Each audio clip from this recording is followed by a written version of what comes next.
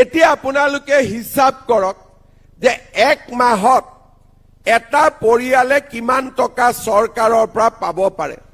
প্ৰথম মোৰ অৰুণোদয় আছে 1250 টকা পালো। অৰুণোদয় থাকিলে ৰেশন কাৰ্ড থাকিবই লাগিব।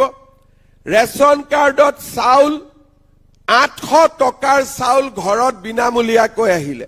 1250 আৰু 800 আমাৰ 2050 টকা হল।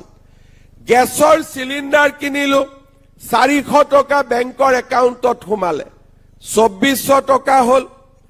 আৰু আমাৰ ঘৰত যদি এটা বিধৱা পেঞ্চন আছে তাতো আমি 1250 টকা পালো।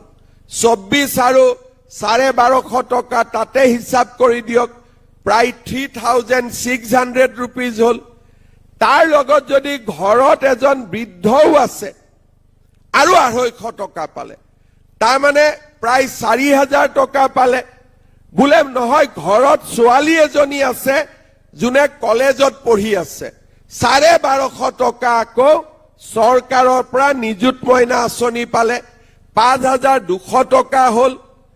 আজি যদি আপোনালোকে চাই যে কংগ্ৰেছৰ দিনত লুঙি ধুতি সূতা কম্বল আঁঠুৱা, আৰু আমাৰ দিনত এটা পৰিয়ালত যদি অৰুণোদয় পৰিয়াল হয়, এই অৰুণোদয় পৰিয়ালটোৱে 5000 ৰেশন কাৰ্ড আৰু অৰুণোদয় থাকিলে এটা পৰিয়ালে 5000 5500 টকালৈকে মাহত আজি সুবিধা পাই আছে।